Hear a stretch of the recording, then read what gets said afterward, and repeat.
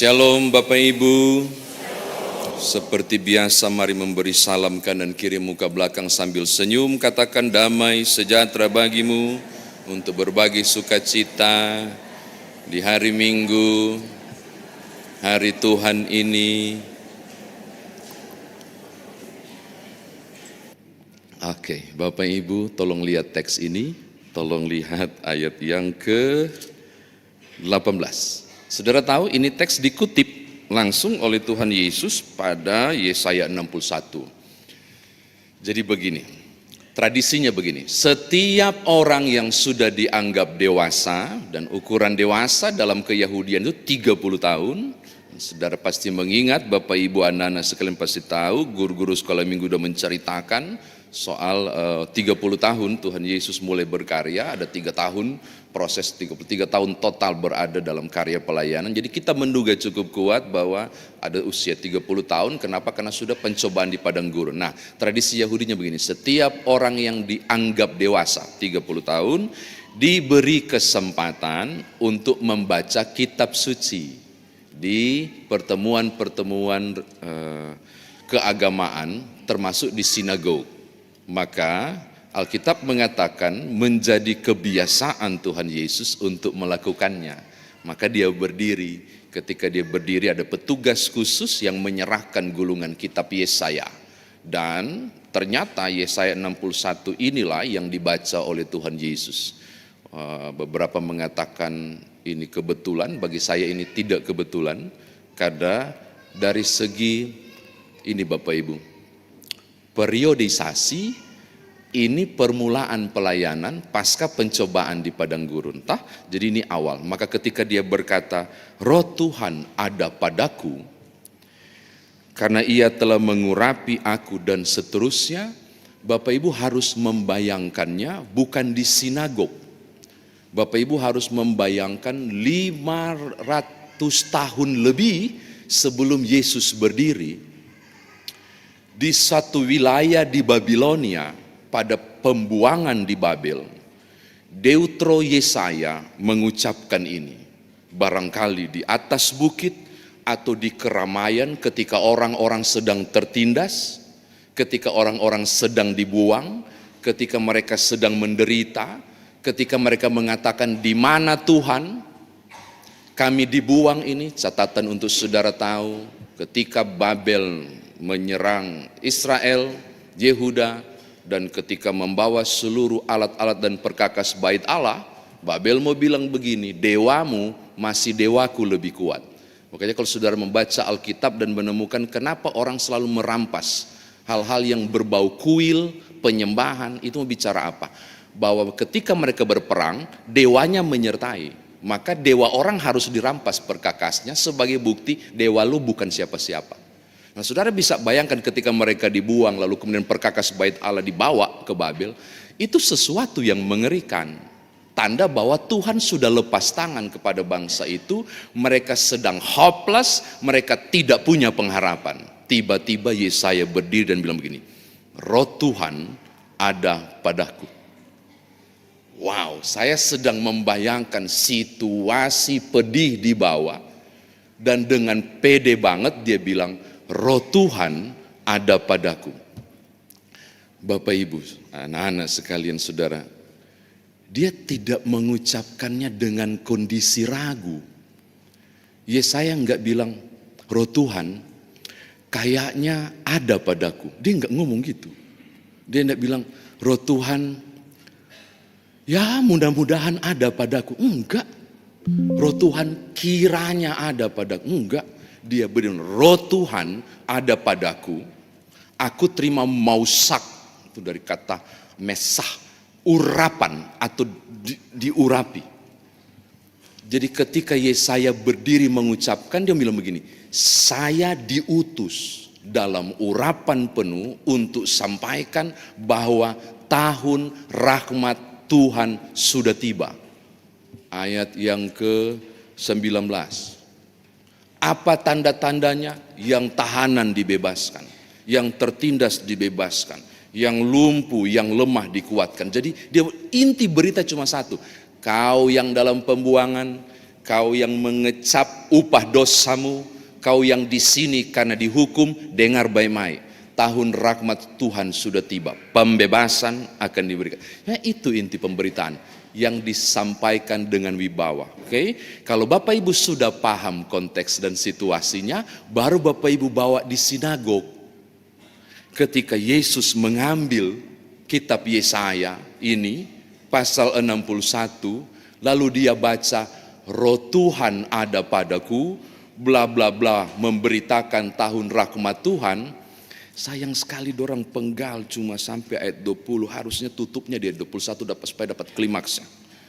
Pas selesai baca, tradisinya begini, jadi habis dia berdiri untuk baca, maka dia harus ngajar dia harus duduk di depan umat, dia duduk santai, lalu barangkali saya lagi berimajinasi pas dia lagi duduk santai menghadap umat dan bilang gini, untuk kalian ketahui, sejak ini saya bacakan, maka nubuatan Yesaya ini digenapi sekarang. Wow. Saya ajak Bapak Ibu ya berpikir, orang yang baca Yesaya so tahu, di zaman sinagog itu mereka sudah tahu, ini 500 tahun yang lalu, tentang situasi penuh dengan kekejaman, tentang Allah yang tangan besi, yang dosa harus dihukum. Tahun rahmat Tuhan tuh mana? Romawi masih menjajah kami kok. Lalu tiba-tiba dia duduk santai dan bilang begini, ketika ini selesai dibacakan, saya mau kasih tahu Bapak Ibu Saudara bahwa nubuatan ini mulai hari ini sudah digenapi. Bapak Ibu anggap ini sepele? Enggak. Dia mau bilang begini, bahwa pembebasan tahun rahmat Tuhan yang dinubuatkan 500 tahun yang lalu, ini kehadiranku menggenapi kitab Yesaya. Seakan mau bilang begini, sang pembebas itu yang mengangkat dari penindasan, yang terpuruk akan dibebaskan, itu tangan Tuhan, kata Yesaya. Dan yang ini sudah digenapi. Tidak heran kalau kemudian mereka emosi banget. Karena ada sesuatu yang gak beres. Anak Yusuf. Saudara tangkap mudah-mudahannya. Ketika Tuhan Yesus membaca ini, dia sedang memproklamirkan tentang siapa dia. Yaitu pribadi yang berfirman kepada Yesaya lebih dari 500 tahun yang lalu. Makanya ini sesuatu yang sangat berat bagi orang yang duduk waktu itu. Ini yang pertama. Yang kedua, Bapak Ibu Saudara, mausak atau urapan epistitemi dalam perjanjian baru, kalau saudara lihat, ada 3 yang diurapi dalam budaya Yahudi.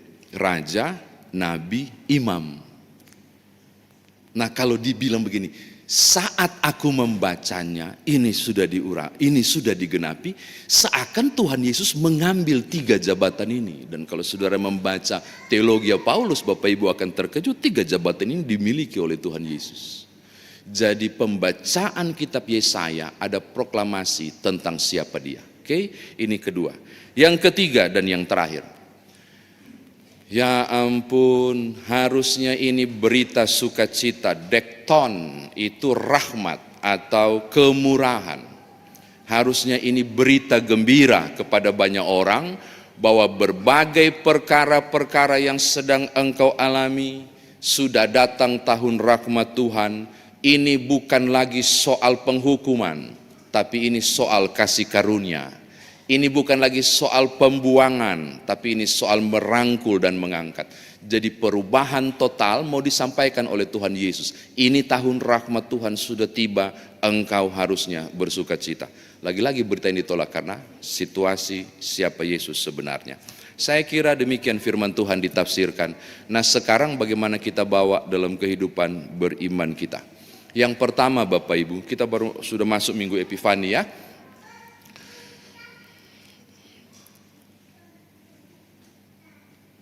Hari ini ketika Injil Lukas pasal 4 disampaikan, kiranya ini tidak menjadi berita datar saja bagi Bapak Ibu. Karena sudah sering baca kitab ini, Saya berharap semestinya Bapak Ibu dan saya berada di sinagog dengan kekagetan yang luar biasa. Karena Yesus mengatakan ketika ini dibacakan sudah digenapi. Hari ini harusnya menggemparkan setiap orang dalam hal iman bahwa ayolah bangun dari tidur panjang tiap orang Kristen tentang Yesus Kristus. Bahwa sesungguhnya mau disampaikan, sejak Yesus Kristus hadir, tahun rahmat Tuhan sudah tiba. Tidak bicara lagi tentang dosa, tidak bicara lagi tentang penghukuman, tapi berita rahmatnya adalah tentang pengampunan. Maka bagi saya setiap orang yang selesai merayakan Natal Kristus, dia harus bawa pada pemahaman yang baru. Tahun rahmat Tuhan sudah tiba. Inilah tidak bicara lagi tentang hukuman, tapi bicara soal pengampunan. Sekarang saya ajak Bapak Ibu membayangkan, apa jadinya kalau Tuhanmu dan Tuhanku, Yesus Kristus, tidak pernah datang. Jangan pernah bermimpi tentang rahmat. Jangan pernah berharap ada doa pengampunan dosa, dan dari mimbar besar ini tiba-tiba ada pendeta bilang, berdasarkan firman Tuhan ini, maka pengampunan, no, nggak ada. Tidak ada pengampunan. Karena tidak ada rahmat, tahun rahmat Tuhan. Kenapa? Karena Tuhanmu tidak datang, Yesus Kristus. Jadi bagi saya tiap orang yang rayakan Natal Kristus, dia harus ingat banget, ini momentum besar dari Allah yang menghukum menjadi Allah yang mengampuni. Jadi enggak pandang enteng, wow, Tuhan mau datang dalam kehinaan pada proses penggenapan supaya rahmat itu saya terima. Amin. Itu loh, kekristenan diajak untuk menghargai tiap momen peristiwa gerejawi ini secara benar dan besar. Ini yang pertama untuk dibawa pulang. Yang kedua Bapak Ibu, saya kira berita rahmat besar ini sayang sekali kalau cuma disampaikan di sini. Puji Tuhan, gereja diberkati oleh Tuhan melalui teknologi hingga ini bisa disiarkan di kanal YouTube. Tapi hanya dibatasi oleh orang-orang percaya. Maka tugas Bapak Ibu dan saya adalah menyampaikan tahun rahmat Tuhan sudah dekat atau sudah tiba ini pada setiap laku hidup saudara dan saya. Menceritakan dengan benar tahun rahmat Tuhan ini. Ada sebuah ilustrasi, bukan kisah nyata. Ada seorang ibu, Kristen sekali, kesian dia. Di mana-mana dia selalu bawa Alkitab. Dia punya Alkitab kecil yang sekarang sudah jarang terlihat, yang dicetak oleh Gideon. Warna biru muda, ada yang pernah lihat? Alkitab kecil sekali, kitab saku, ada juga yang besar. Dia suka bawa, kemanapun baca Alkitab, kemanapun baca Alkitab. Kalau orang tanya, dia akan menjelaskan dengan sukarela panjang lebar sebagai bagian dari panggilan untuk menyampaikan rahmat Tuhan sudah dekat. Satu kali dia ada di kereta api, mungkin saudara sudah pernah dengar, karena saya sudah pernah sampaikan di TikTok waktu itu. Ada yang sudah follow saya belum? Dia sedang baca, asik baca-baca, lalu berekspresi kan, wow. Jadi mengekspresikan apa yang dibaca, wow, haleluya gitu. Nah di depannya kan ada penumpang lain tuh, di kereta api itu lagi baca, itu ada penumpang lain. Kebenaran Bapak itu nggak percaya dan seorang ateis, baru dia mulai perhatikan Alkitab. Ibu ini mulai perhatikan juga, sedang diperhatiin. Jadi tiba-tiba terjadi percakapan begini, si bapak yang nggak percaya ini ngomong, Alkitab bu, Alkitab bu. Kan sebenarnya itu pertanyaan nyindir, tapi dasar ini ibu ini gemar membagikan berita rahmat Tuhan. Iya pak, bapak tahu, ya sudah gitu. Saya nggak percaya, bapak harus percaya semua yang difirmankan itu benar, betul. Ibu percaya yang terjadi ada seorang yang ditelan ikan besar 3 hari 3 malam. Percaya itu Nabi Yunus. Sini saya tunjukkan. Ini Nabi. Jadi bla bla bla bla dicakap. Bapak itu datar, mukanya datar, Bu. Cuma mau kasih tahu. Ibu yakin ada orang yang bertahan 10 menit di dalam perut ikan. Ibu tahu tentang zat asam dalam perut yang meleburkan tiap makanan. Waktu kemudian pumpang begitu di belah. Ibu tahu, ibu ini mulai bimbang kan? Iya ya. Tapi Pak, bagi Tuhan tidak ada yang mustahil. Oke, saya naikkan 1 hari, 2 hari, 3 hari. Ibu bisa bayangkan Yunus jadi apa di perut ikan. Ibu percaya. Dia mulai khawatir kan. Dia sudah susah untuk berargumentasi karena diajak logikanya. Ibu ini langsung bilang gini, ya oke lah Pak, daripada kita berantem di sini. Begini aja. Kalau saya sudah di sorga, saya akan tanya dan cari tahu ke Yunus, kok bisa dia bertahan di perut ikan 3 hari. Nanti saya tanya Pak ya, si bapak yang ateis itu ketawa minta ampun. Ibu, syukur-syukur kalau Yunus masuk sorga. Kalau Yunus masuk neraka bagaimana? Tiba-tiba ibunya yang ketawa, bapak, kalau Yunus masuk neraka berarti bapak yang tanya karena saya di sorga. Saudara tangkap maksud saya? Enggak mudah. Saudara bersaksi dan bicara tentang keselamatan di luar sana, enggak mudah. Untuk menceritakan tahun rahmat Tuhan sudah dekat, enggak mudah. Yesus saja ditolak oleh karena latar belakangnya. Makanya jangan menjustifikasi buku dari sampulnya ini terjadi cuma karena latar belakangnya. Apa yang saya mau katakan?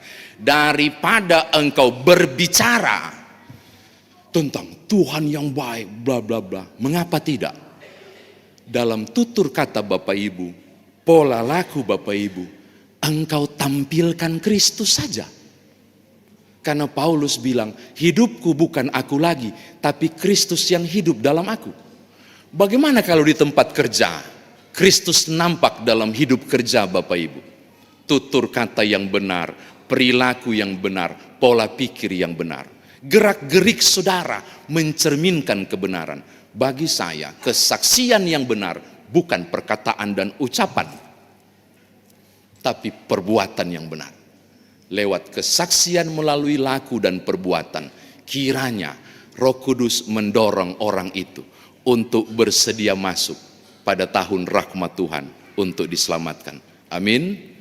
Selamat menikmati rahmat Tuhan. Kasih koma, jangan nikmati sendiri. Ajaklah orang lain melalui kesaksian saudara. Haleluya. Amin.